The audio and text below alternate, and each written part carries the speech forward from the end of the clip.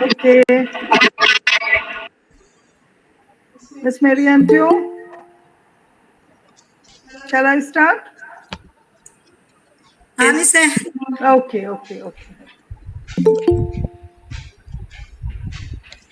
Divya, are you ready? Divya Joby? Yeah, go ahead. Yes, ma'am. Yeah. There is no frigate like a book to take us lands away, nor any courses like a page of prancing poetry. Emily Dickinson. Good afternoon to all. Today, we celebrate Poets' Day, the day we pay tribute to our past masters and living legends who color our lives with beauty and passion. We conduct this event in honor of our dearest principal, Dr. Sister Asha Therese, retiring this year, who lived her vision of benevolence for us. On this occasion, as part of the Poets' Day celebration, we also applaud our student authors and poets who have marked their say with their mighty pen, who write and ignite our souls and mind. Let us begin this meeting by involving the divine, the master artist inspiring us since time immemorial to this day with his creation and creativity. For the prayer, I invite Ms. Kavita A. of 2nd DC English. Over to you, Ms. Kavita. ലോകം മുഴുവൻ സുഖം പകരാനായി സ്നേഹദീപമേ മിഴി തുറക്കൂ. ലോകം മുഴുവൻ സുഖം പകരാനായി സ്നേഹദീപമേ മിഴി തുറക്കൂ. കദന നിവാരണം കനിവിൻ കാറ്റിൻ നടുവിൽ വഴി തെളിക്കൂ. ലോകം മുഴുവൻ സുഖം പകരാനായി സ്നേഹദീപമേ മിഴി തുറക്കൂ.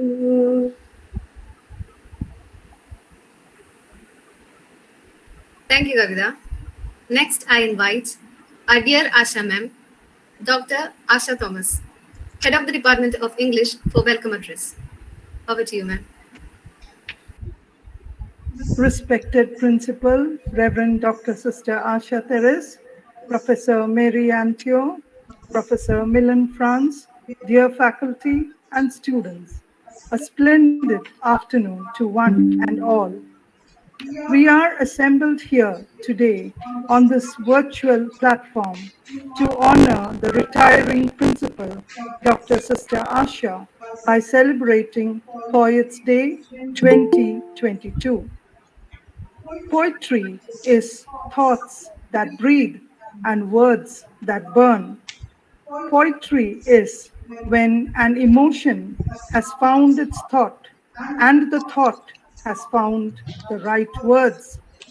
As Frost says, like a piece of ice on a hot stove, the poem must ride on its own melting.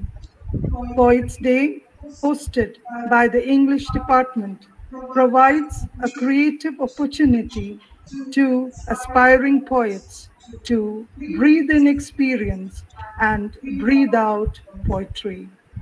This Ruby Jubilee year, on a wider canvas, we have also initiated an intercollegiate poetry competition whose results are yet to be processed. Today, I am proud and privileged to be sounding the formal welcome notes on this special occasion. Dr. Sister Asha Therese, our beloved principal, is a wonderful amalgam of softness and firmness, destined to bloom at St. Joseph's as student, faculty, and now principal.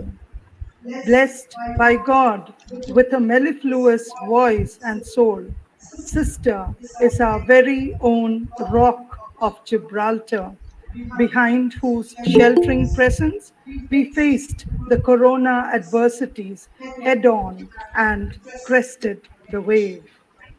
Dear sister, the Department of English wholeheartedly thank you for all the support and encouragement that you have given to us as the principal of the college. We wish you happy retirement and a very loving welcome. Dear sister, may bluebells line your path and rainbows fill your skies forever. God bless you, dear sister. Professor Mary Antio, former head of the Department of English, is here to offer felicitations for the retiring principal. A wonderful teacher and a beautiful human being with an inborn passion for language and literature that is as strong now as it was in the former years. I would like to add that she was the head of the department who interviewed me for my post here at St. Joseph's 29 years ago. Dearest Miss Antio, the warmest and heartiest welcome to you, dearest Miss. Professor Milon, Franz, alumna and professor of St. Xavier's College, Alwaye, is here to offer felicitations and give an invited lecture on creative writing, dynamics, and dimensions. A multifaceted personality with an infinite passion in equal measure for both academics and creativity.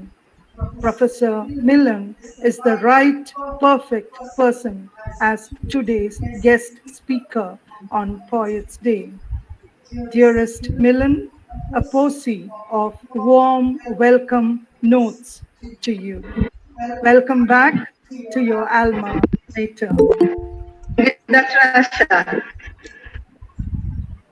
Let me also give a very hearty welcome to the faculty and students of the English department who have worked tirelessly to make this event a reality. A special note of welcome to Dr. Sajo, the coordinator of the program. Welcome, dear ones. Now, before I drop anchor, once again offering a hearty welcome to one and all, wishing Sister Principal all the joys of retirement, raising a toast to all the English women and man out there. See the magic in your eyes. Feel the stardust in your soul. Be the poem and the poet. Happy Poets' Day. Thank you. Thank you, ma'am. Next, let's welcome our beloved principal, Dr. Sister Asha Therese, to deliver the presidential address. Sister, please. Thank you. Respected Professor Mary Antio, Professor Milon Franz, Ms. Grace Philip, HOD of the Department of English, Dr. Asha Thomas, and my dear loving students. I'm very happy on seeing that the Postgraduate and Research Department of English is celebrating Poets' Day in honor of me. Happy Poets' Day wishes to each and every one of you. I am very happy and grateful to see Professor Mary Antio, a very energetic and pious retired faculty of the department. Another remarkable thing is the presence of Professor Milon Franz, who is our alumna and the first professor from the St. Xavier's College, Alwaye. My friend Dr. Rajesh, who is presently working in US, told me about the professorship of Professor Milon Franz, but somehow I couldn't connect you. Professor Milon Franz, on behalf of the entire Josephite family, I congratulate and wish you all the success in your future endeavors. And I am so proud of the postgraduate and research department of English, who is always in the forefront to respect others. And I have experienced your love and concern throughout my career. Thank you, dear Dr. Asha Thomas, faculty and students, for all the efforts you have taken to arrange this program in honor of me. I wish you all the success of this program and the best wishes for all your future endeavors. Thank you. Once again, happy Poets Day. Thank you, sister. Now it's time for the felicitation. I have invited the former faculty, alumna, and a present student of ours for felicitation. First, I invite Professor Mary Antio, our former head of the department, to felicitate. Over to you, ma'am.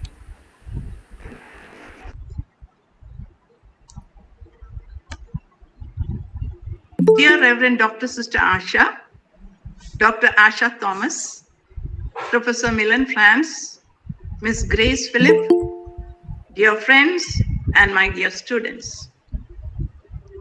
Your head of the department, Dr. Asha Thomas, a great well-wisher of mine, still thinks that I am not past my dancing days and has invited me to participate in this youthful program.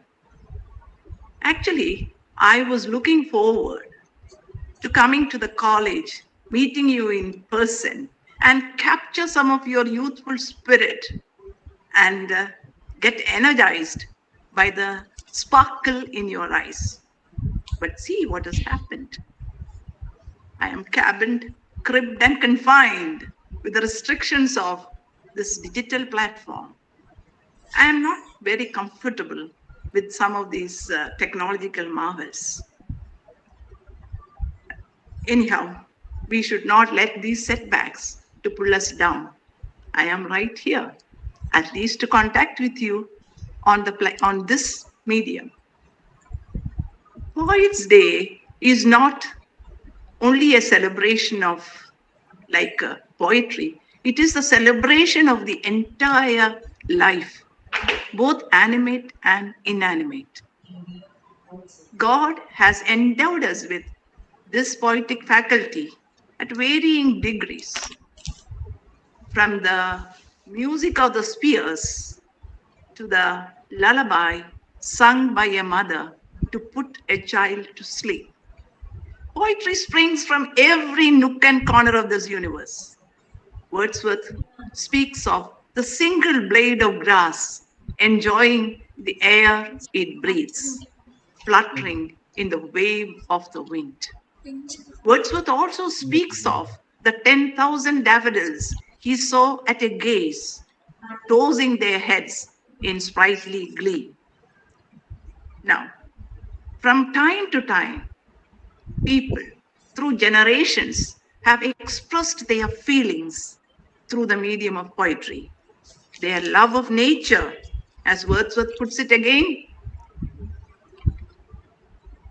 the sounding cataract haunted me like a passion, and my heart leaps when I behold a rainbow in the sky.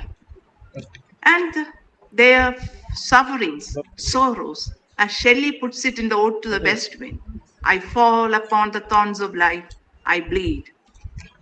And Keats, about sensuousness, oh, for a beaker full of the warm south, with beaded bubbles winging at the brim. Now, Homer sang about the great Greek heroes, and of course, Shakespeare, whom age cannot wither, nor customs stale is infinite variety, infused each word with the powerful magic of poetry, appealing not only to our imaginative and emotional faculties, but also to the intellectual. With that would help us to comprehend life and its meaning and its beauty in a powerful manner. Now, poetry springs from every nook and corner of this universe. What about the message clothed in the sacred scriptures for the mankind? But in the history of mankind, The greatest poem was uttered by Jesus Christ in his dying moments upon the cross. What did he say? Forgive them, for they know not what they are doing. But some poems can also be written to appeal to our baser feelings, but they are ephemeral and cannot last the test of time. Now, a very happy Poets' Day to all of you. I am happy and proud that we have our former star student, Milon Franz, to speak authoritatively on poetry because she has to her credit great many meritorious poems that is worth reading. Congratulations, Milon. Now, Thank you, Miss. my duty. It is most appropriate that the Poets' Day is celebrated to honor our retiring principal, Reverend Sister Asha. Yes, the life of every sister wedded to her Lord runs like a poem, a saga at the altar of love and service. When I look upon the functioning of our college, it seems like every period gets a principle which the college requires at that particular period in time. And Dr. Sister Asha was chosen by Providence to guide our institution during one of its most trying times, the pandemic period. Thank you, dear sister, for doing an excellent job. Soft and strong, gentle and firm, calm and unruffled, this woman of resilience has successfully managed to steer the course in these times of trouble. Never ever idle, but always on the move. This was also a period when college won many unprecedented awards and projects. Confident and courageous, she has enhanced the prestige of the college, not only at the curriculum level, but also at the co-curricular. The college has become a hub of activity. There are many structural changes taking place in order to add to the beauty and facilities of the college. She is making the college ready for its next cycle of accreditation, a very hard task indeed. May God reward you, dear sister, for the kind of commitment you show to get things done. I will sum up all my unspoken words buried in my heart within these three phrases. I love you, we love you, we thank you, we wish you the very best. God bless us all. Thank you. Thank you, Miss. Thank you. Thank you, Miss Mary Antio. Thanks. Thank you, ma'am. Next, I invite Professor Milon Franz, our invited guest speaker for the event and alumni for felicitation. Over to you, ma'am. A warm good afternoon to all. I should say this is a very rare moment because this afternoon is something very special to me. I find a rare fusion, a rare blending, or this is a moment of harmony. I see my own dear teacher, Professor Mary Antio, then your principal is there, and so that means the past, people belonging to the past, Professor Mary Antio, then I was her student, then I have got my students as members of the faculty in the Department of English of St. Joseph's College. So that's why I said this is a beautiful moment, a rare blending of past, present, and future. So I'm addressing the future students of, not the present students of St. Joseph's College, who are going to make and create a better future for the world. So whenever I speak about St. Joseph's, I sometimes get confused between St. Xavier and St. Joseph. Here also when I address my students, sometimes I get confused. So much is that affinity between my present college and my alma mater. There are many things in common. So I was trying to say that when you grow old or when you really pass by at least a midway or a halfway, when we are beyond halfway on the path of life, you become very philosophical sometimes. Sometimes you become very nostalgic. And I think that when you grow old, you become so attached to the memories, or you give more importance to memories, and the memories become so precious and very, means they feel as with a new energy. So when I look back, especially when after reaching a very a particular decisive phase in your life, when you look back and you see the trodden paths, the experiences that you have left behind, the memories that you have left behind, all these come ablaze in a very different color, or you feel that or it comes to you like a revelation. You see things in a very different perspective. So that's what I'm trying to say. I feel or I understand what is more precious in your life. What is the most essential things in your life, and the things that you really cherish close to your heart.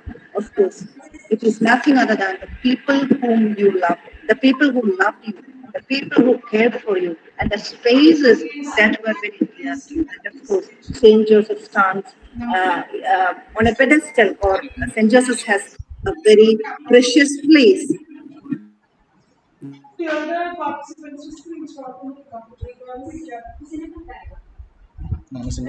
മിഷൻ്റെ കട്ടായി Milan Francis കട്ടായി. അപ്പം നമ്മുടെ network പോയിട്ടില്ലല്ലോ, അവിടെ കേൾക്കാനില്ലല്ലോ.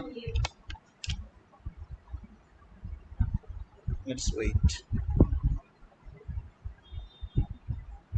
മിസ്സിൻ്റെ പോയല്ലോ Asha miss. My memory in my heart. So once again, all of us will be together in the campus and we'll be sharing our joy together and our love together. So that's my wish. And again, uh, so on this occasion, I think I am interested with WBA. I have to give a lecture before that. I have to give a felicitation. So I'm reserving my thoughts on poetry and writing for the next session. So now I'll be talking only about your dear principal. And sometimes I feel that it's a kind of rather an irony that I'm speaking about a person whom we have never met in life. I'm seeing her for the first time on the screen today. But I believe that relationships, friendships, they don't require time and space. Even beyond time and space, they flourish, they bloom.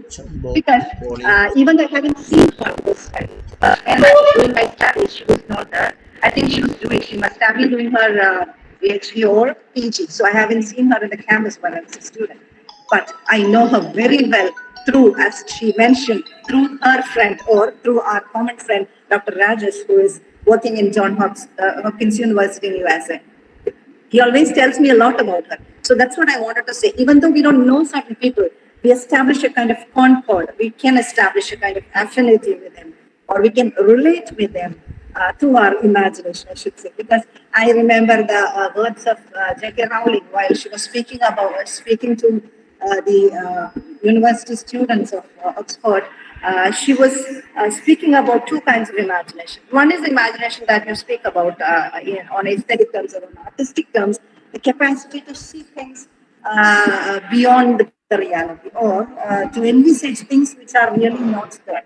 Then another kind of imagination she speaks about. She says we can sometimes relate with people whom we have never seen. We can identify ourselves with them. We can have an affinity with them. So that is what she means by the second kind of imagination, not the kind of imagination that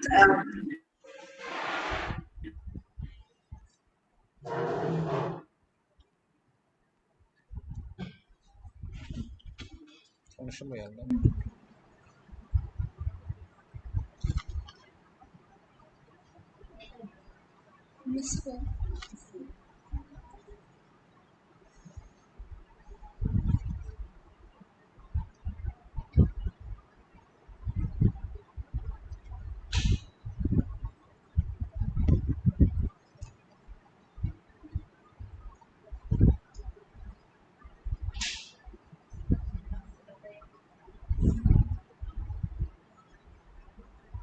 Chris speak.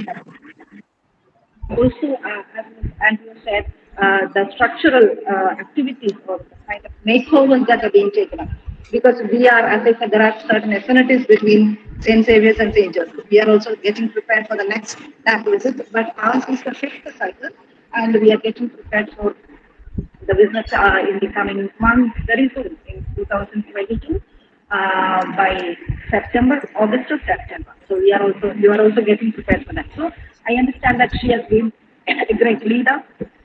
So under her official leadership, she is taking the college to greater pinnacles of glory and so excellence, because excellence is something that we are speaking very often in terms of academic curricular activities, whatever it is. So she is a person who is leading our institution towards greater paths of excellence, and I'm sure she's taken the institution to greater, varied, and higher arenas. Because as a member of the Board of Studies of English, I often understand the things that are going on, the things that are there, you are taking up, especially under the leadership of Dr. Asha Joseph.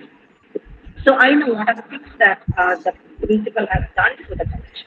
But other than that, I asked my friend, I just want to know what she is other than the principal of St. Joseph's College. Then I understood that because he always speaks about Dr. Sister Asha, and he says that she's a very cordial person, a person who is very humble, very simple, and who always keeps a spark of humaneness, a spark of cordiality towards everyone. She radiates a kind of light with her presence everywhere. So that is what matters. So a person whose presence makes her radiant felt by others. So that is something great. Whether you are a principal, whether you are a faculty member, but whoever you are, the kind of influence that you make upon others, the kind of happiness that you give to others, to those who are around you, that makes all the difference. And she is a person who is capable of doing that. And again, she's a very excellent researcher because I have gone through some of her publications, and I'm surprised because we have heard about cricketers or players who have been capable of getting double centuries. But here, your principal is also a very good researcher. So that is something very great about her. And I know that she has publication which has been cited 212 times in an international scientific publication. She has published that, but that has been cited 212 times in scientific literature. And her findings are published by the Royal Pharmaceutical Society of Great Britain in its flagship journal, which is titled Journal of Pharmacy and Pharmacology. So I understand the kind of contributions that she has given to not simply to the institution, but she has given to the field of knowledge, and especially in international at an international level. So the contribution that she has given to science, to discovery, to knowledge, that is something great. So you have got a very illustrious principle as your leader. So I'm sure that the college will benefit a lot even after she retires, because I know she has taken all the steps necessary for getting a good grade in the next accreditation. She is very well prepared. That means even though she is stepping out, she is a person who makes sure that everything is safe, everything is sure, and she has done her utmost to make everything so successful, especially during the preparation, or especially in the light of the preparation for the coming practice. So I'm so happy to get acquainted with Dr. Sister Asha. So I wish her all the best. And I know that retirement doesn't mean you are retiring from your life, your social life, your academic life, everything. No, this is only just a push to make a greater leap forward. And I'm sure, I know, because all these sisters, after getting retired from their academic life, they will have a lot of other opportunities. Very new pastures are opening for them, or there are new untrodden pastures to be conquered by them. So a lot of new opportunities are awaiting them because society needs people like Dr. Sister Asha. So I wish her all the best, and I'm so happy that that I was given such an opportunity by my dear friend, Dr. Asha. So just like as I was speaking about Sister Asha, there are two Ashas, so I'm so happy about it. So Dr. Asha is also someone whom I got in touch with only after I became a faculty in St. Xavier's College.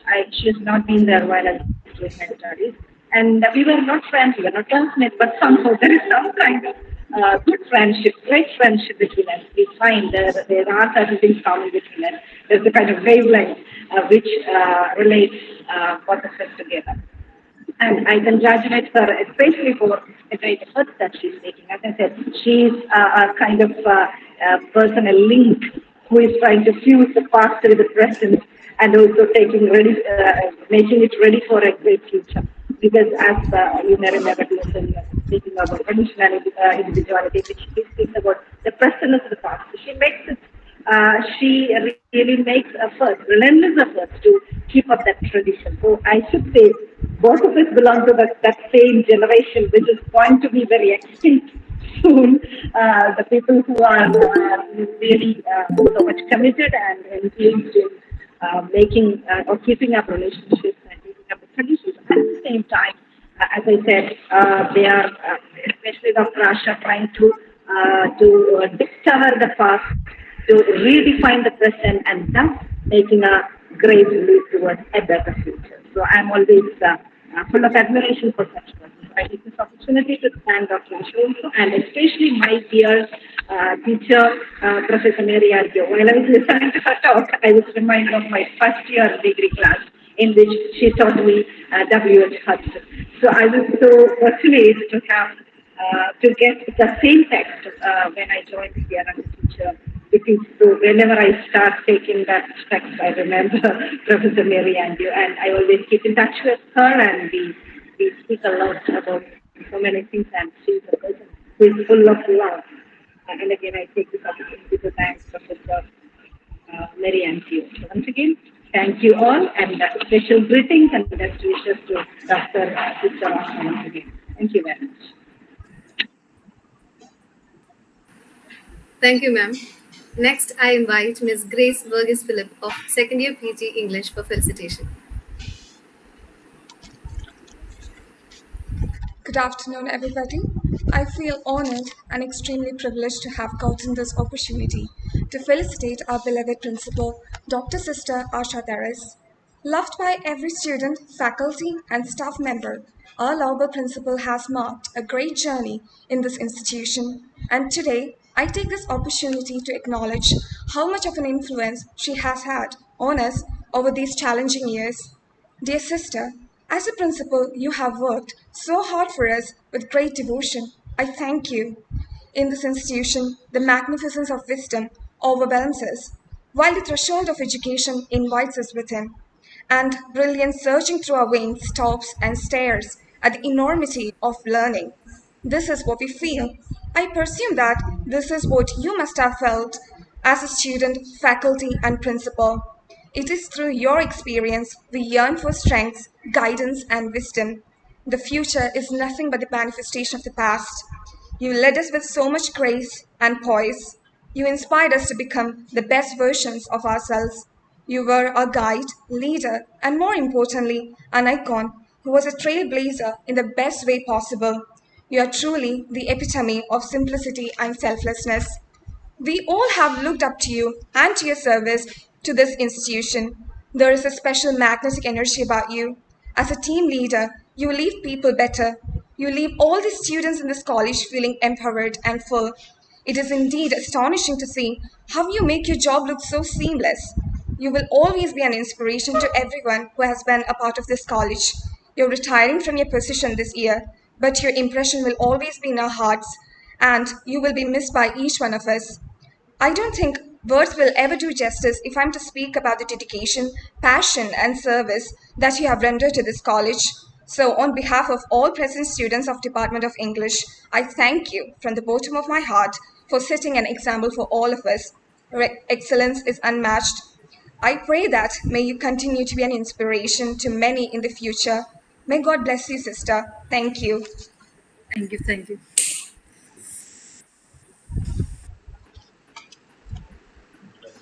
Thank you, great. Now, just before the release of the e-magazine, shall we all on our cameras for a rare pic online? Miss Mary Antio, Miss Anne Mary, have you joined? Miss Anne Mary Charles is also with us. Students, teachers, can you please on your cameras, please? Meeting Miss Anne Mary, meeting.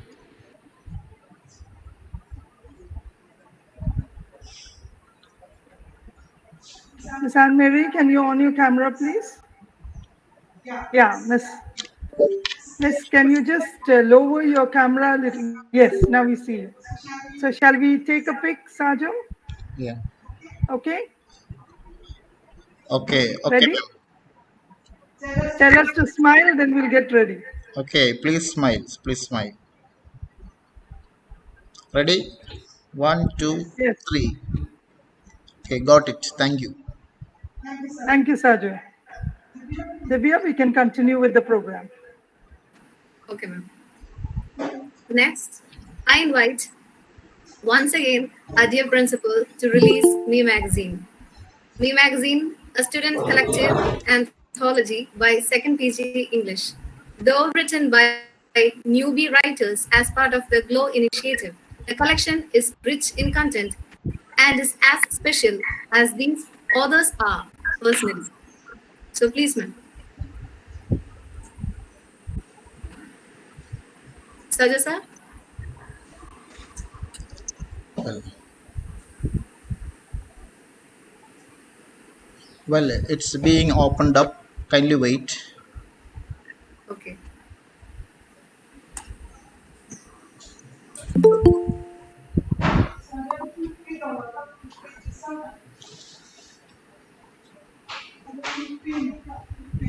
Okay. Okay.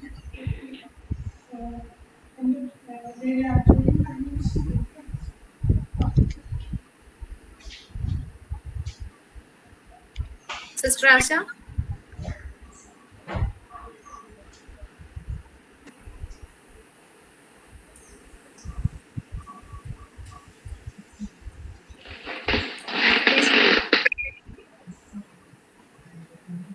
Please read.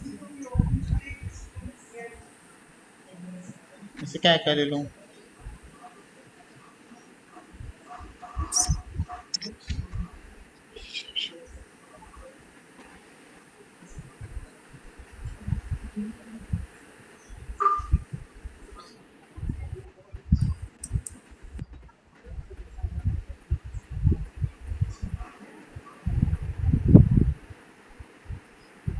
Takes a lot of time.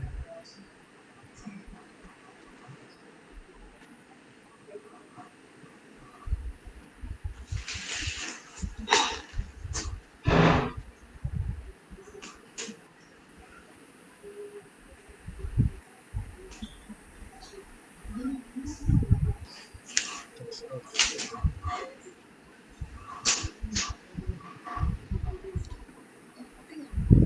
it's being done.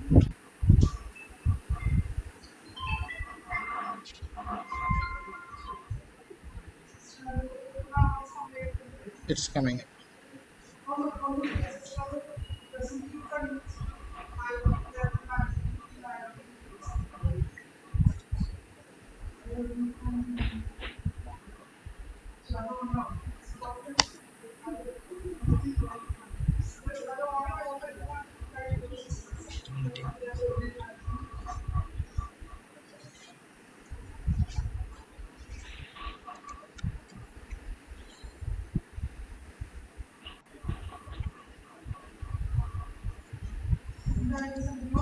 It's coming up, ma'am.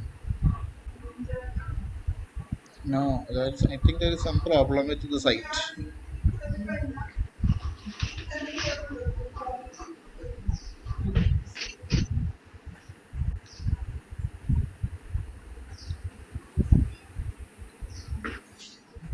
Plus, delete ചെയ്യ്. delete ചെയ്യ്. delete ചെയ്യ്.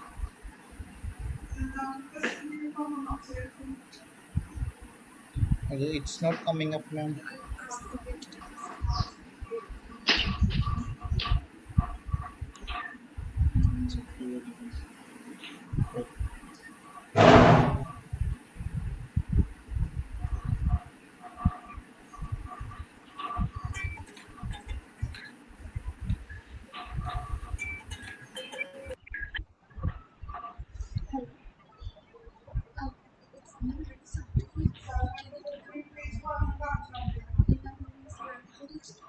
It's coming up, ma'am. It has come.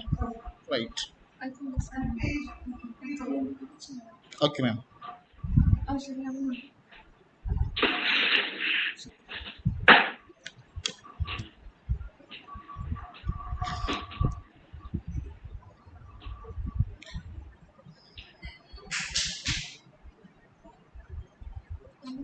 It's very slow. It's coming up, but very slow.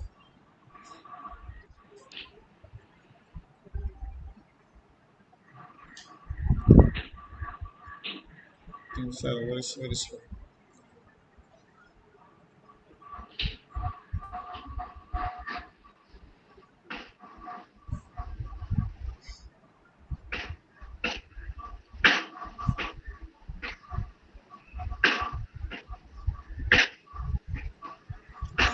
Very slow. It has almost come, but very slow.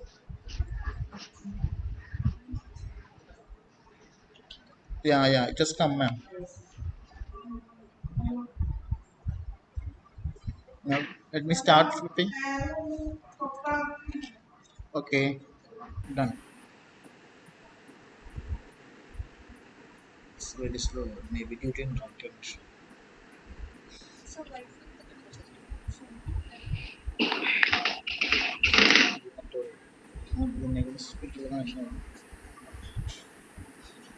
Can I skip to the next page? Uh, can you hear me? I think you can also flip some more pages. Yeah.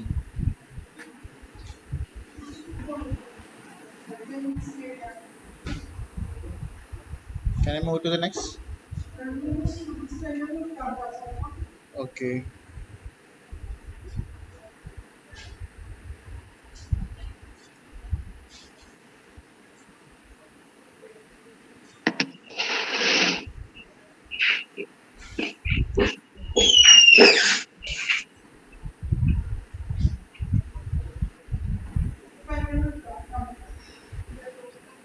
Is it enough? Should I move forward? Okay. All right, ma'am. Sister, will you please declare the magazine released? Okay, Miss. So I congratulate the students who worked on it. And I declare that this e-magazine is released. Thank you, ma'am. Thank you, sister. Thank you. So we'll continue with the program now. Continue the program. Yes. Now I invite Ms. Veena Sani to introduce our guest speaker,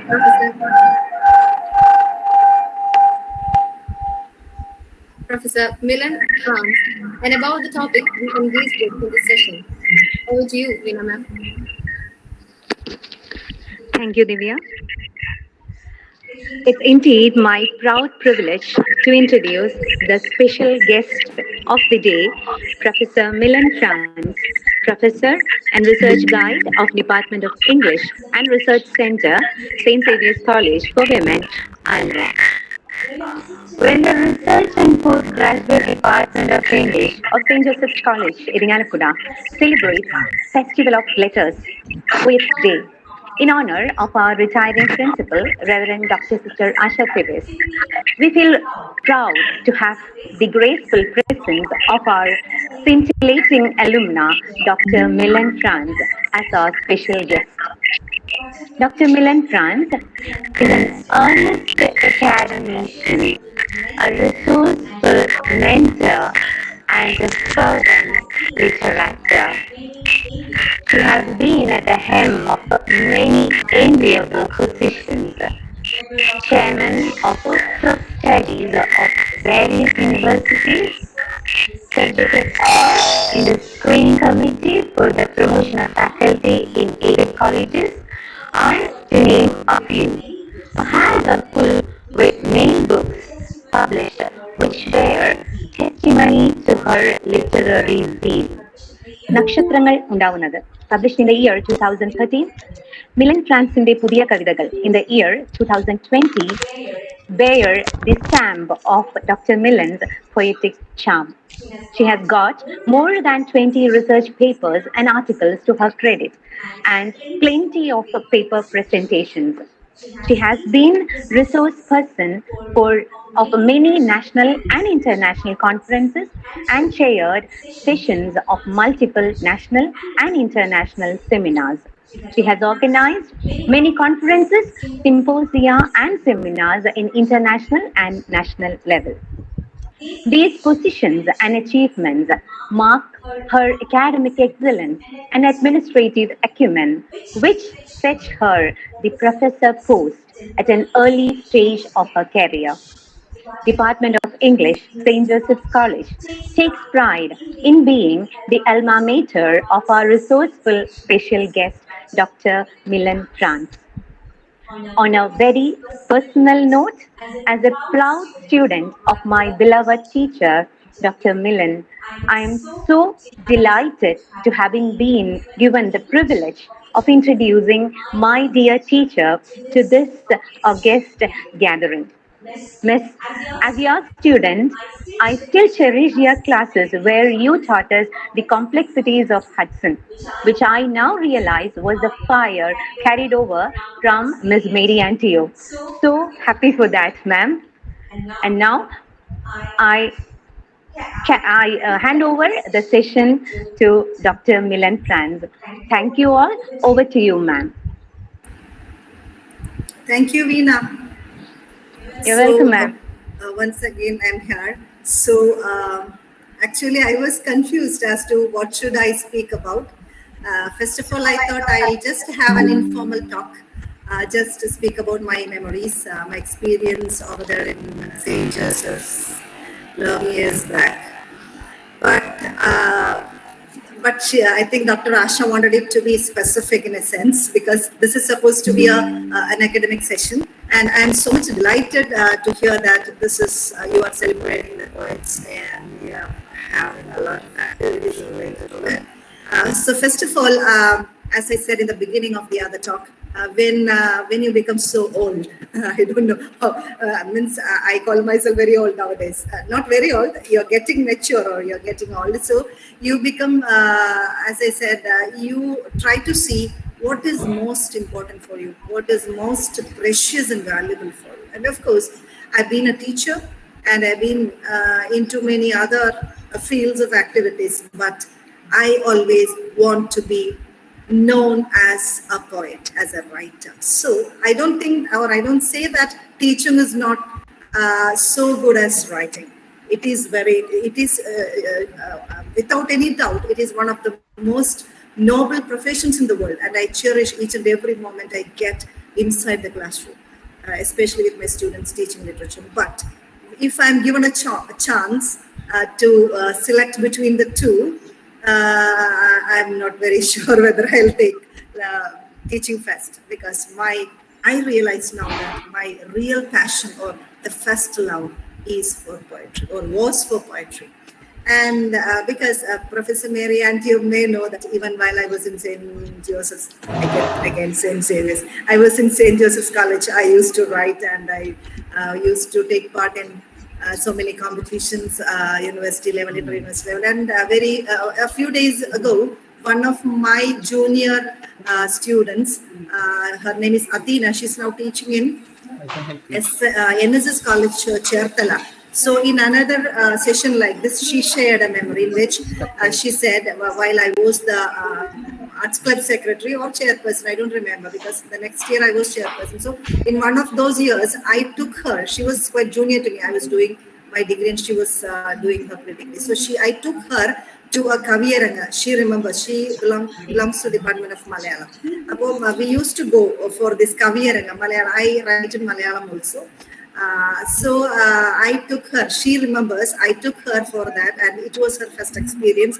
And she said it was the great support that I gave to her as a senior that really enabled her to become a writer in later days. She remembers that. So then I again went back to my memories, and I remember that St. Joseph's days were one of the most colorful period in my life because that was a time full of activities, writing, going for seminars, talks, and again getting engaged in union activities. So this period always remains, and I always share these experiences with my own students, and I always tell them, make the best use of this opportunity, because I think that these graduation days are the most colorful days in your life. You may not realize it while you are in that particular age. So I will always share my experience with my students, my memories of St. Joseph's College. So if I am what I am now, I owe a lot to my alma mater, because I have been given a lot of opportunities there. I have been given the love and concern of all my teachers, the authorities, the management, and my classmates. So I remember now with gratitude all those things. And another thing, as I said, this is my first love, because I think that this is poetry is nothing other than myself. It is myself, it is me, or I have to call it my atma. You give importance to so many things in your life. You've got different priorities, but there will be something which stands at the top, which stands at the highest. So that, according to me, I think writing, especially poetry, is something which stands at the top of my priorities, my likes, my desires, etc. So nothing but it is nothing but life. It is nothing but my life. It is nothing but my vision. Nothing but my thoughts, my desires. So you can say that I cannot be separated from my writing, or they stand for what I am. And means I cannot live if I am separated from my words, from my words. And so there may be a question who a poet is. A poet is someone who is pouring out, because you must have studied a lot of definitions about writing. It is a spontaneous overflow of powerful feelings, etc. But ultimately, you have to say that it is ourselves ultimately. There are theories which speak against the romantic theory for the ship, which stands against the subjective theory related to, or subjective attitude towards poetic creation. But you have to say that it is nothing other than ourselves. And in poetry, or when you write poetry, you strip ourselves bare. It is the ultimate you. So that is what, for me, that is what poetry is. Because you have learned a lot of theories, a lot of criticisms. I have also taught my students a lot of things. And you never speak, because nowadays I cannot speak about the subjective theory of writing or subjective theory of authorship. But at the same time, when I speak to you in a very informal way, I should say that this is nothing other than my personal, or me as I am. So that you may agree with me. But another thing I would like to say, that I shared with you that I used to write even while I was a student. Even I was doing my schooling, I used to write. But later, I don't know, somehow I got separated with the muse, some word on the path. And that is not because I wanted to be away from writing, but because the circumstances or the context wanted me like that. Because I got engaged after my studies. I got engaged in my, not in research, I got into the job at an early age in my life. In 26, at the age of 26, I think I got, 24, I got my job as a lecturer in my college. So as part of my duties, I got engaged in so many things, and I had to be after my academics, and I had to do academic publication. So academic writing along with creative writing, I struggled a lot. So somehow I got separated for a long time, but that created a deep void within me, because I realized this pangs, you call it, the kind of suffering, or I should say it's a trauma, because only after so many days I realized that something is lacking in me, or I have lost, as I said, my atma, the real me, I have lost somewhere. And I realized that that I lost when I stopped writing. So I came back to writing. And just a few moments ago, Professor Antio was quoting the lines from Tintin Abbey.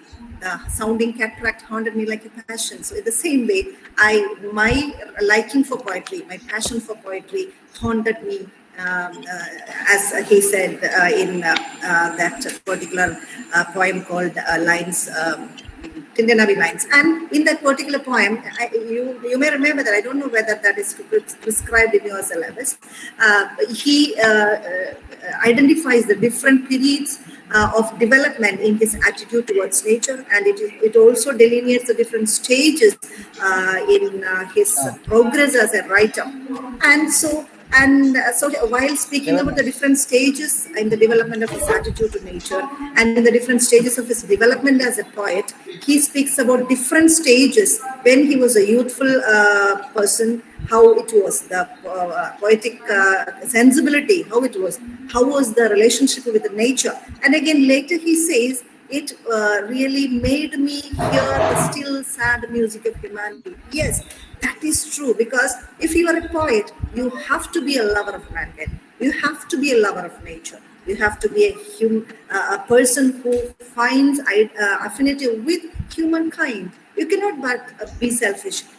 You cannot be selfish. You cannot be a person who is restricting yourself to you, or you cannot limit yourself to your own four walls.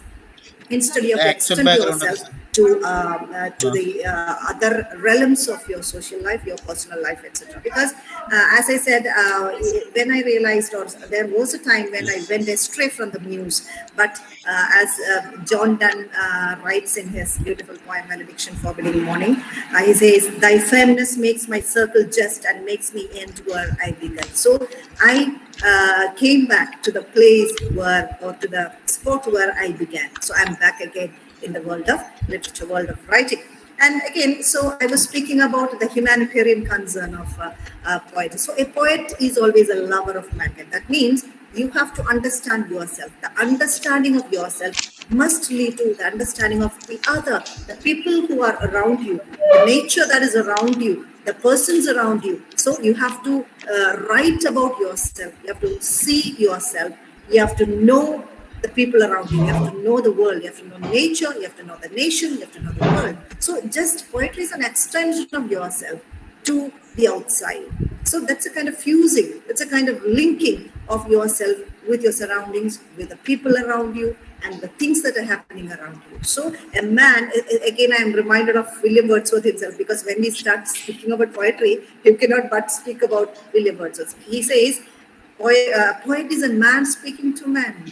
So we are all the poets, or those who are writing, those who are attempting to write, all of us are poets, because certain people get entitled as poets, others may not, because they don't get the opportunity. But I think every human being is a poet, because when you express your love to another person, it need not be love to a boy.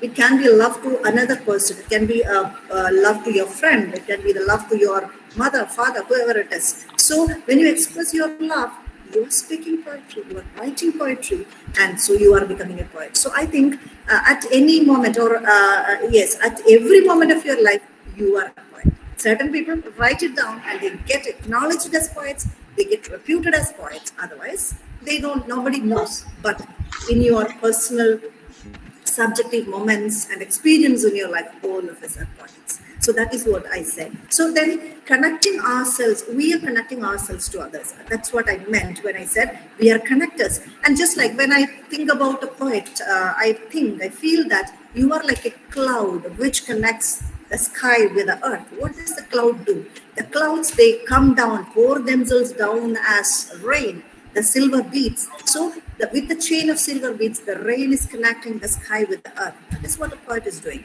You are connectors only. You are connecting yourself with the outer world. You are connecting yourself with the things that are happening around us. So you are sympathizing and you are understanding the trauma, the problems of others who are living around.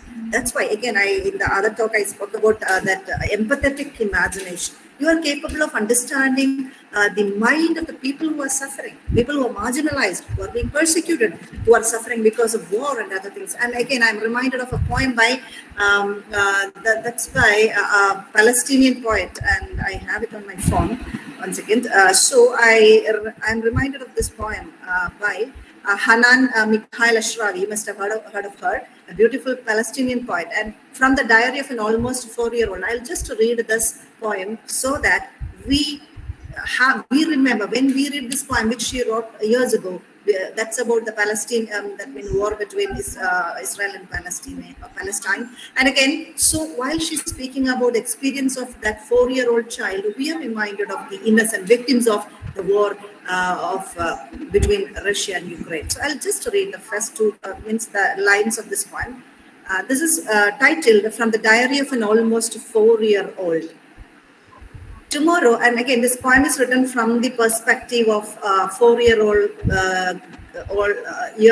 girl who who lost her eyesight due to the bomb blast. So that's the context.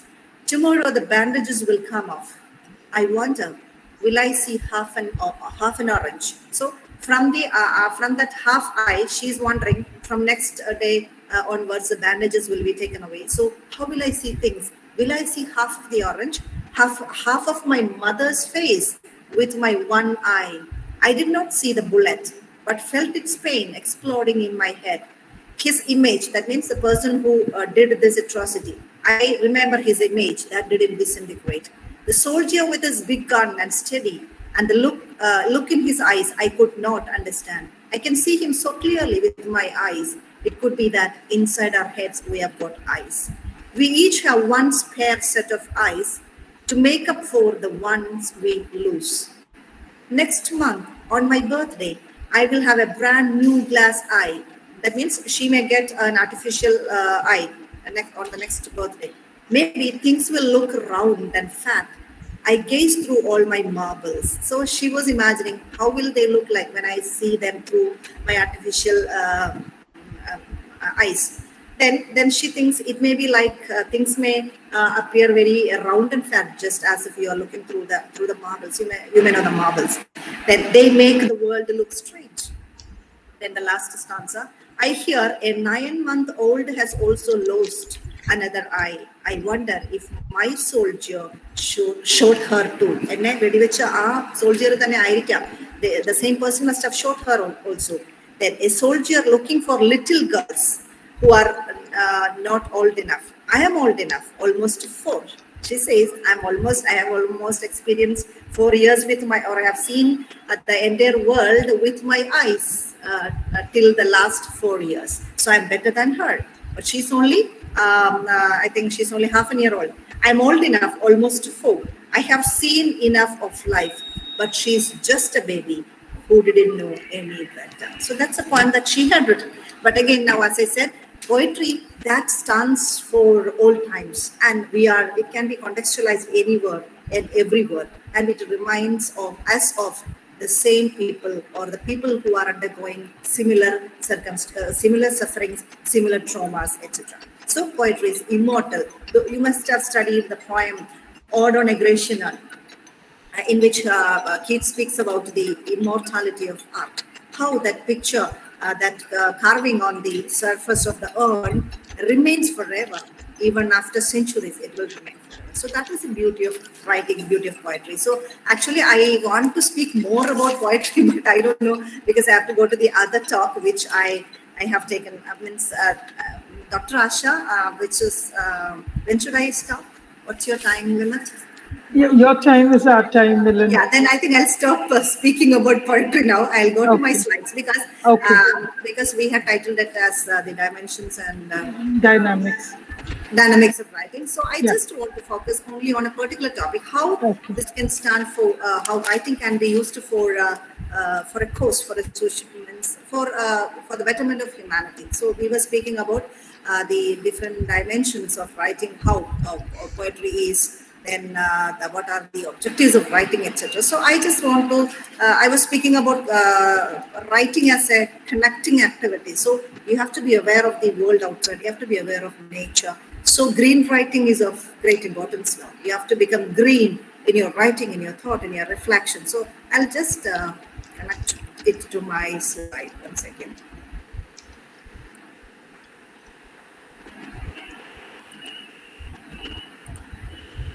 Hope it's visible. I hope it is visible. Coming up. Yes. Yes. Sajo? So this is, I want to speak about how the relationship between nature and writing. So this nature culture dichotomy. So that has always been there, because we are born in the lap of nature, but we are engaged in an attempt to make ourselves cultured or civilized. Then again, the pertinent question comes: what is meant by culture? What is meant by civilization? So civilization is a kind of progress that you make, development that you make. So, but that also means you think that you are making yourself more advanced. So civilization is defined as an advanced state of human society where you are supposed to, or you boast about yourself that you have acquired a higher level of culture, higher level of understanding, science, industry, all those things. That means, and that's a wrong notion, that when you become civilized, that means you're going away from nature. You have to go away from nature, from the crudeness of nature, from the primeval or primordial innocence of nature. You have to go away, and you have to become different from what nature has given you. So always civilization is supposed to be something that takes you away from nature. So culture is always thought of as in dichotomy with nature.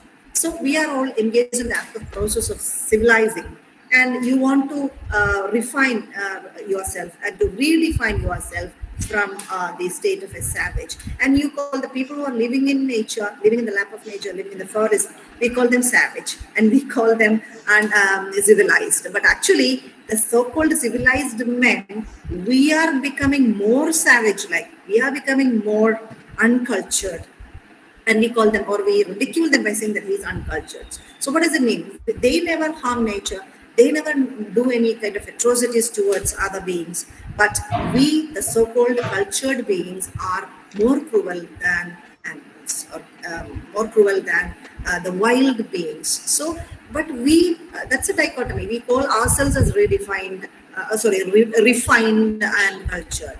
But and again, you have this kind of attitude always, anthropocentric attitude. That's a philosophical viewpoint which argues that human beings are the central or most significant entities in the world. You think that we are the supreme powers in this world, in this universe, and all the other beings, all the other species, they are under our control. They are at our mercy, and it is for us to exploit them, to use them, to mutilate them, whatever you want to, we can do to nature. And so we are always engaged in a kind of attempt to conquer them, to invade them, nature with all its different species, with all its biodiversity. And so always there has been this attempt to conquer nature, to invade nature. And because of that, I'm just focusing on this particular aspect. There has always been a relationship between nature and literature, even from time immemorial, or even from the times in which you started or you happen to have the beginning of writing. There has always been a deep concern between nature and literature. But it has progressed, or it has gone, it has really become more mature and more political in the later days. Political, I don't mean in the other way, but I mean it has become so much concerned with the sociological, political, and economical concerns. So nature has always been a concern of literature. But in the beginning part, or in the beginning phase of writing, the adoration level of celebration of nature was there. But after coming to the modern times, what we are supposed to do is to become conscious about the threats towards nature. I'll come to that point. So I'm just beginning with the first early period of the relationship between nature and literature. So it was a celebration of nature, full of admiration, full of appreciation and gratitude for all the wonders or the marvels that you find in nature. So this is where you place poets like William Wordsworth, Coleridge, Keats, all the romantics, and also even those who came after that. So the kind of writing, the kind of poetry that was a celebration of nature, just singing praise, hymns to the beauty of nature, the blessings that you receive from nature. All these are there belonging to the early phase of writing.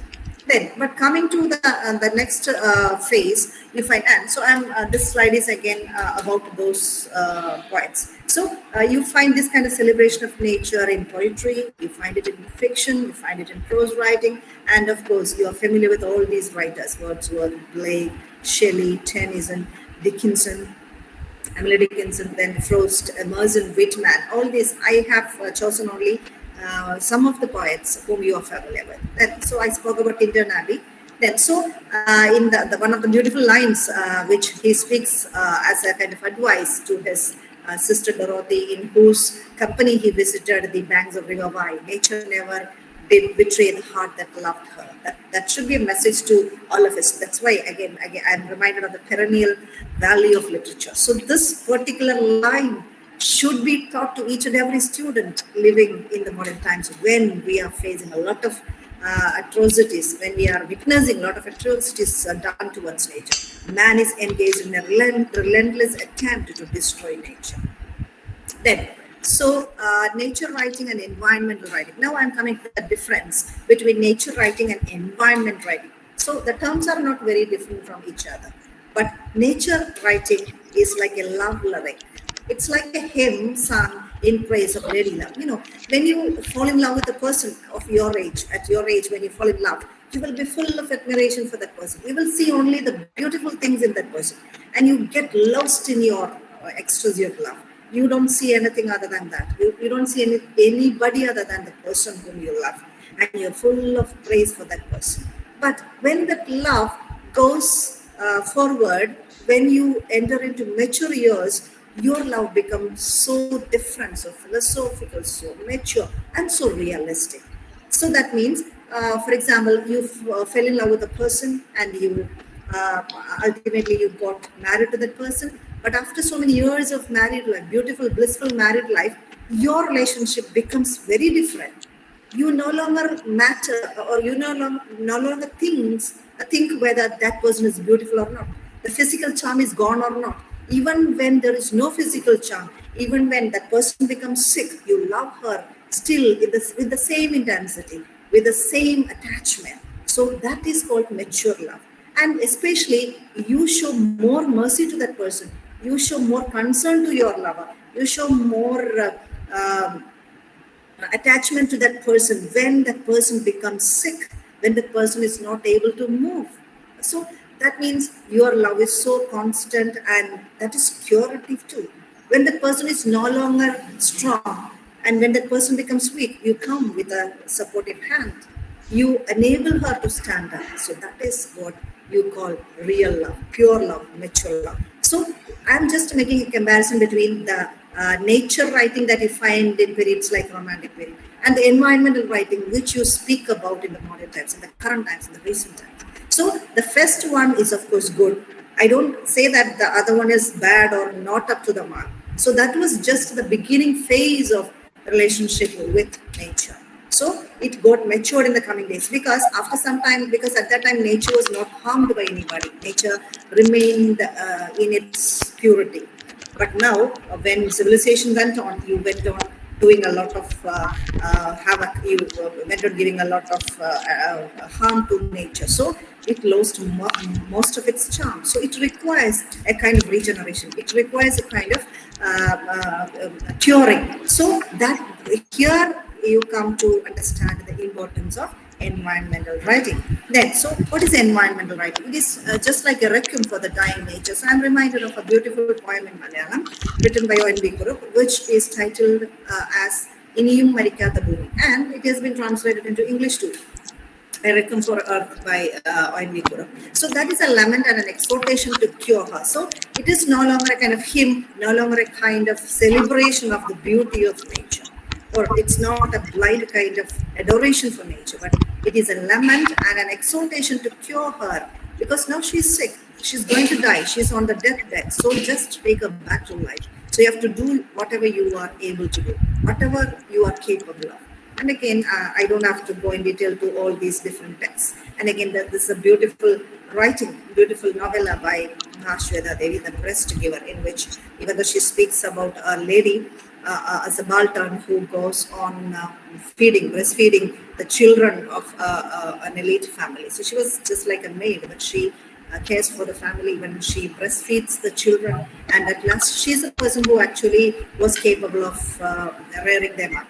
But when they all became mature enough, and when they got educated and settled in life, all of them forget her. And at last, her life becomes very miserable. She dies of cancer. So that's a very horrible experience expressed by the writer Mahashweta Devi. So again, while she was speaking about that, she was also speaking about the story of this woman. She was also speaking about nature. Nature is being symbolized as a woman who has been exploited, and after exploitation, she becomes so sick. That means her situation is so horrible. So some kind of remedy is to be given, some kind of curative effort is to be given to bring her back to her normalcy. Okay, so this is, yes, then, so earth provides, and again I'm reminded of the quote by Mahatma Gandhi, earth provides enough to satisfy every man's needs, but not every man's greed. So you have to be always careful about this. Whenever you use nature, whenever you are in the midst of nature, be sure that you are doing something to protect her. You are not doing anything to destroy her. And again, this is another beautiful writing, again in Malayalam, that is written by Sarah Joseph, that is titled in Malayalam as Adi, but that is translated into English, The Gift in Grain. And that is also a beautiful musing on the atrocities that are done to nature by human beings, and again the attempts to redeem her, and especially that attempt is being taken up by the sorority of the women inhabitants of that particular island. I don't have enough time to go into the details of this story. Then, so environmental writing is nothing but activist writing. So you have heard about the term activism. So activism, you mean that you are protesting against something, you are taking up arms, or you are crying out slogans against some kind of injustice. But acting is also to become, or it is to become activist. So writing is also an activism, because through your writings, through your words, you are doing some kind of social job or a social activity, because you are speaking against it and you're making so many people aware of this, and your writing becomes very productive, socially useful. And so such a writing seeks not simply to inform and to impress with the beauty of nature, but it is also envisaged, or it is also its objective is also to rouse the reader, to make the reader come to an understanding of the situation of nature, situation of the society, and it's not simply reveling on the aesthetic realm only, but it becomes more responsible kind of writing. And as I said, it's not simply a hymn sung to your lady love, but it talks about a sick or wounded earth, even a dying earth, while nature writing most often speaks about a brilliant, beautiful earth and its healthiest, most cheerful, vibrant, mysterious, and inspiring state. So the latter part, I'm again referring to the earlier kind of poetry, earlier kind of writing, which was a kind of celebration of the healthiest and the most cheerful and the vibrant state of nature. But the environmental writing, which we have to take up nowadays, that is related to the kind of curative writing, which talks about sick or wounded earth, even a dying earth.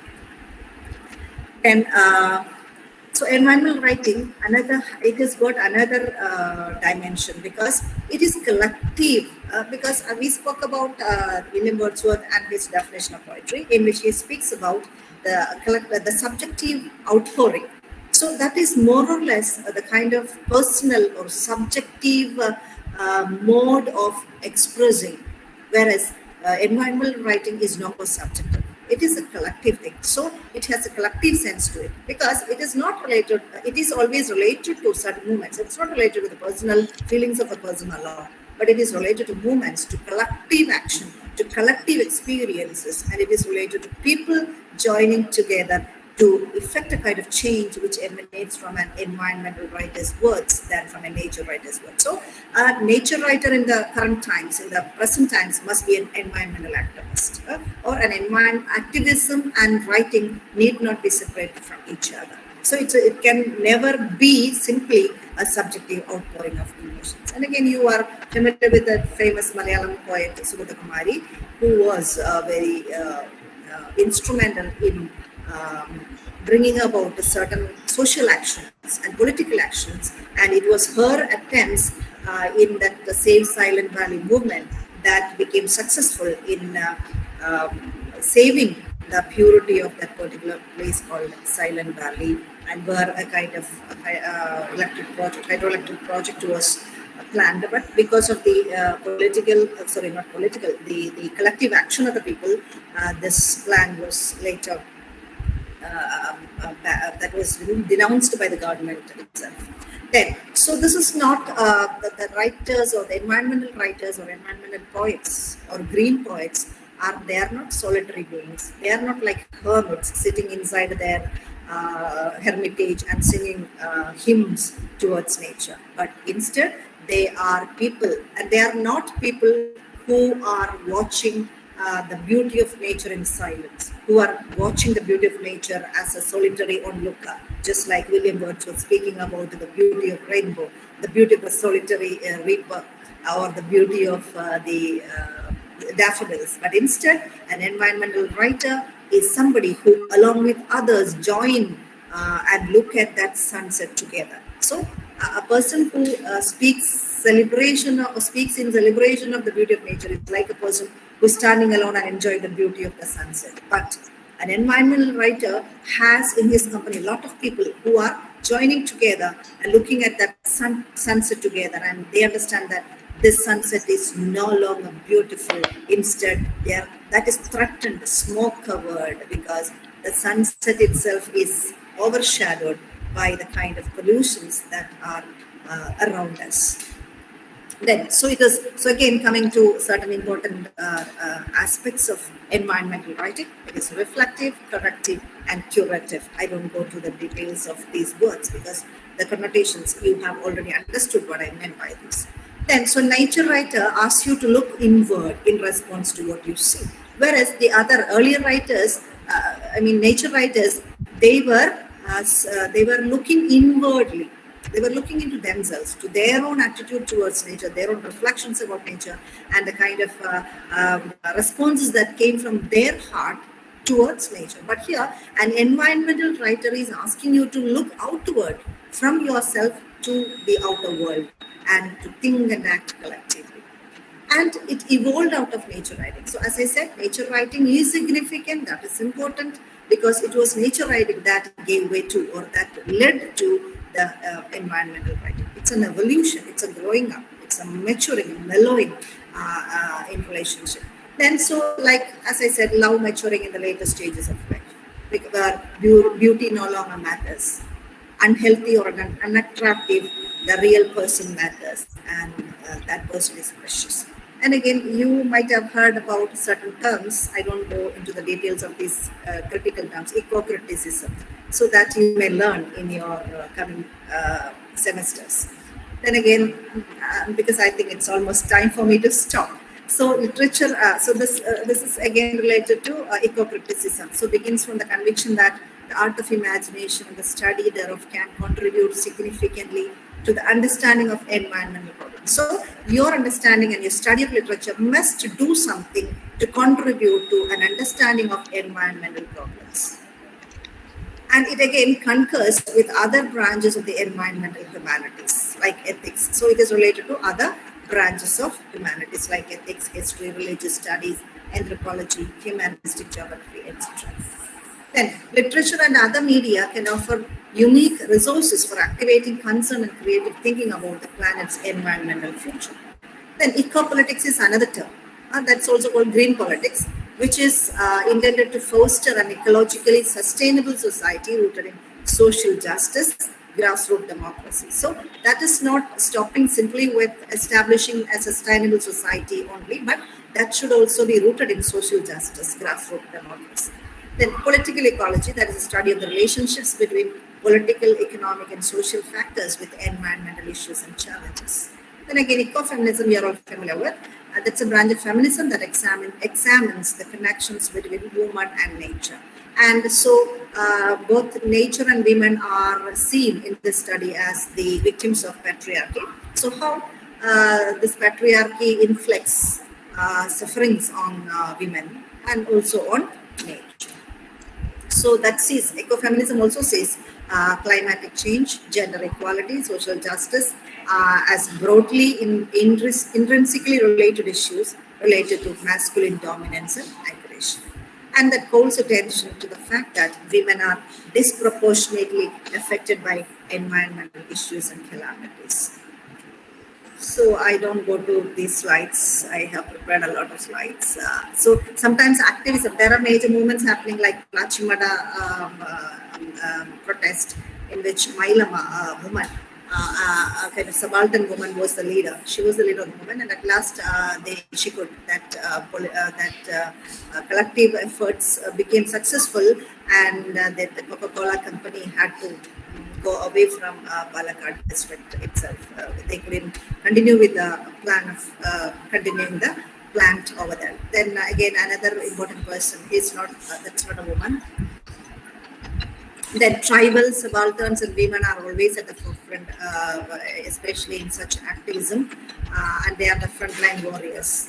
Then elites enjoy the profits of exploitation of nature. So whenever there are attempts to exploit nature, elites enjoy the profits that are coming out of this exploitation. So therefore, they don't speak anything against it. They simply become a kind of accomplices, or they become supporters. They simply stand silent.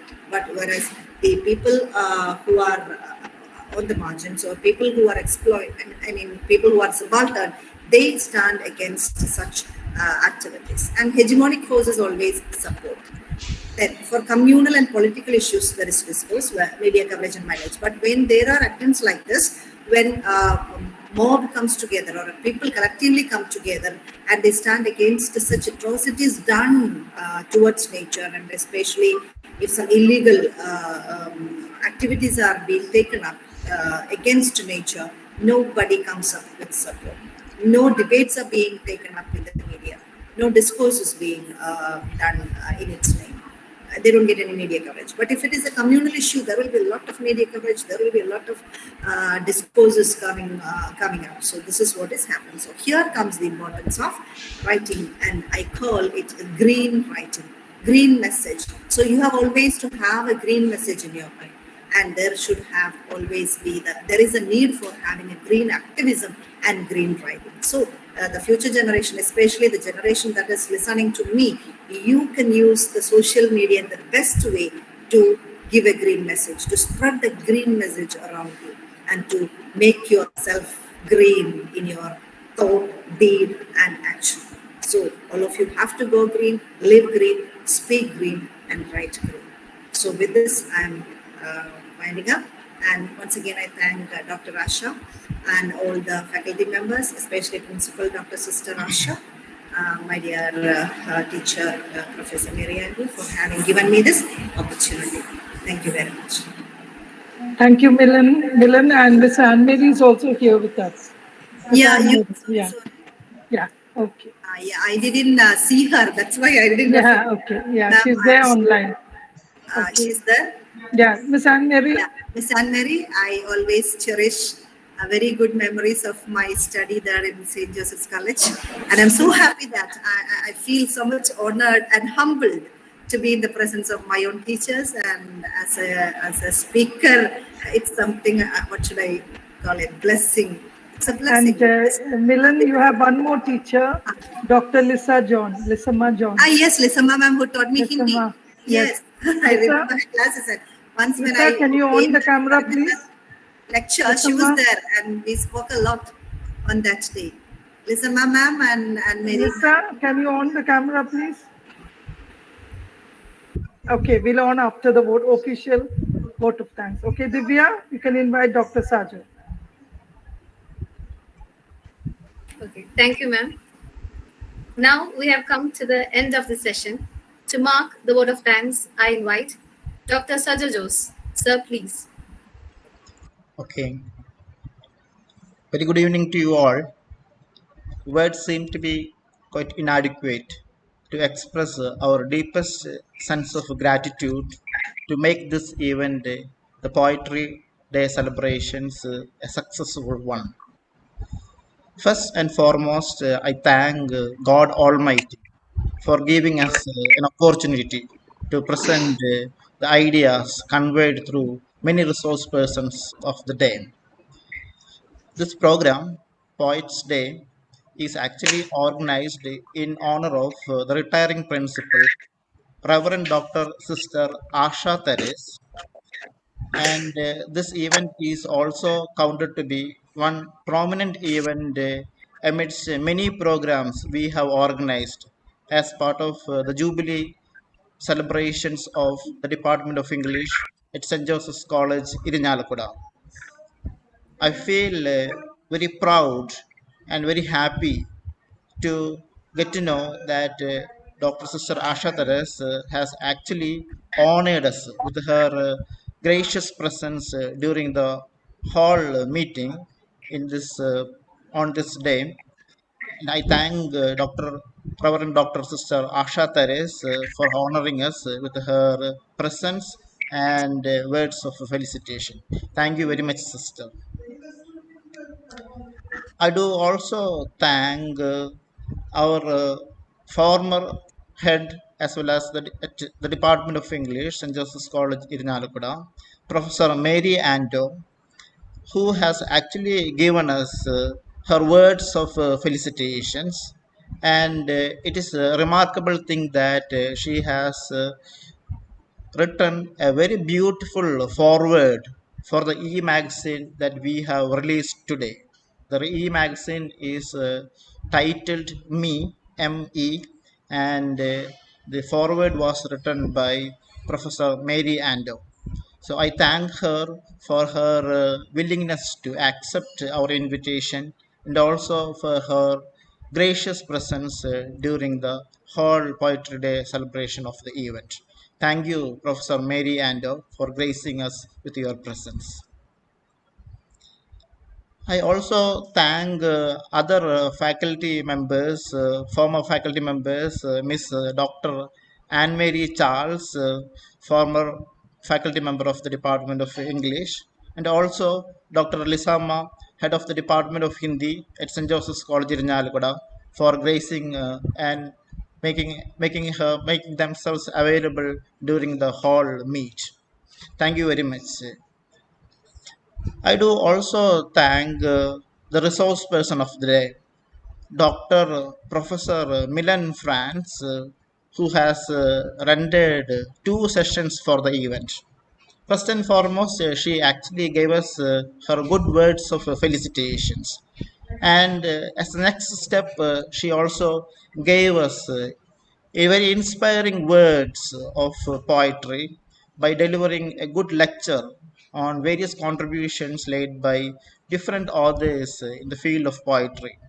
I feel quite honored to get reminded that she reminded us about William Wordsworth, how a man is actually a lover of the nature, and also how understanding the powers of cognition helps us to realize our day-to-day life in this world.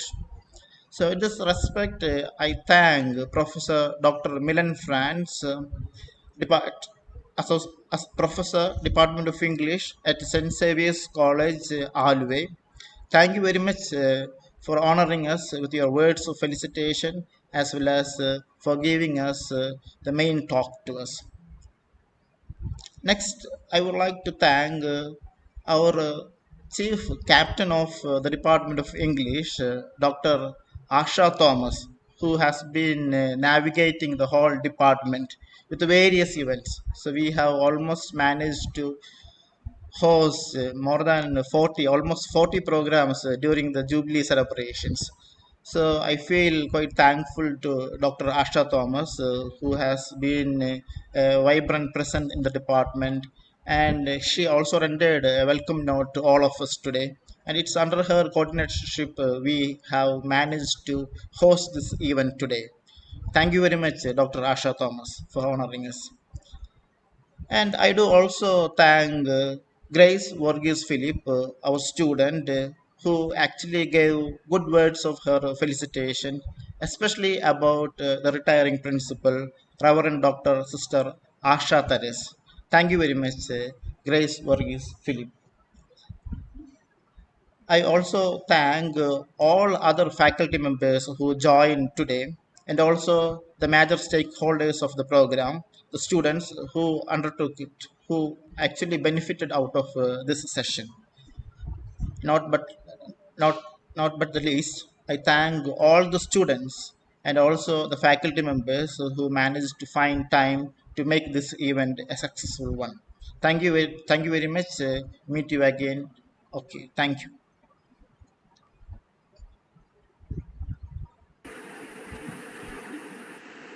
Thank you, Sajo. Divya, do you have any last words? Nothing much, ma'am. Nothing much. Usually over. This meeting is. Hello, Asha. Hello. Hi, Milon. Yeah, Miss Lisama, we have seen. എന്നാൽ നമ്മളൊരിക്കൽ വേറൊരു ലെക്ചറിന് വന്നപ്പോൾ I saw you and we spoke with each other. Yes. And yesterday, Miss Asha was telling me that you said I am your student. Yeah. Most important or the happiest thing for me. And it's a blessing. ഞാൻ നേരത്തെ പറഞ്ഞ പോലെ നിങ്ങളുടെയൊക്കെ മുന്നിൽ വന്നിങ്ങനെ സംസാരിക്കാൻ ഒരു chance കിട്ടുക എന്നുള്ളത് that's a great blessing. And whoever I am, ഇപ്പൊ ഒരു എന്താ പറയുക കോളേജിൽ ഒരു പ്രൊഫസർ ആയതൊക്കെ തന്നെ because of you only. And Miss Anne-Marie Charles, I remember all of you always, and I request your blessings in my days to come too. Miss Mary Antio, can you come on camera? Milon, സുഖല്ലേ? ഞാനൊന്ന് relieve ചെയ്യാണ് കേട്ടോ. ഞാൻ മിലനെ കാണാൻ വേണ്ടിയിട്ടാണ്. I plan to come over there after this. Means in the next academic year, I'll surely come and see all of you. Okay, thank you. Hello, Milon. Yes, ma'am. I think I have not met you after you left the college, but I hear quite a lot about we you. have met in one of the restaurants in Kochi. എനിക്ക് ഓർമ്മയില്ല ഏതോ ഒരു റെസ്റ്റോറന്റില് കണ്ടിട്ടുണ്ടെന്നാണ് എന്റെ ഒരു ഓർമ്മ with your But I hear much about you, Mrs. Mary Antio updates me on your achievements always. മാം അങ്ങനെയൊക്കെ പോകുന്നു because of your blessings only. In professorship, all that she updated me. So even though I see you, I'm in touch with you always. I lost your number. I don't have your number. But Miss Mary Antio's number, I think Dr. Asha gave me. We are always constantly in touch with each other. Yeah, I'll call you. She's a great connector. I know. Hope to see you soon. Milon, hope to see you when you come here to Irinjalakuda next time. Pardon, ma'am? Hope to see you. Yes. We are looking forward to seeing all of you. Yeah. Dr. Asha and me, we are planning such a session, right? Guru, yes, Sangamam. But not on the virtual platform. No. Yes, face to In face. real life, face to face. We'll see, sure. Even if things, she's not able to arrange a program, I will come. Yes. Yes. Today Ma'am. things were beyond our control. That is what happened. Okay. So excuse us for the online platform, but it was good meeting each other online. At least we could see each other due to technology. I am sitting in my college library. They are getting ready to lock it up. So I have to leave. Okay. Thank you so Milon, much. thank you so much. Okay. I'll get in. Okay. Okay, Bye. bye. Dear students, you can also leave. Thank you for your cooperation. Thank you, ma'am. Miss Mary Antio and Miss Anne-Marie, thank you so much for being part of the program. Yes, I enjoyed it. Thank you, Miss Mary Antio. Thank you so much. Thank you, Asha. Thank you, Asha. There is no need of thanks between us. Oh, yes, yes, I know. This is formal. This is formal, miss. So thank you, miss. I'll Okay. call you. Miss Anne Mary, Miss Mary Yeah. Ann, Bye, thank bye, you. bye, bye, bye, Bye, bye. bye. Okay. Yeah.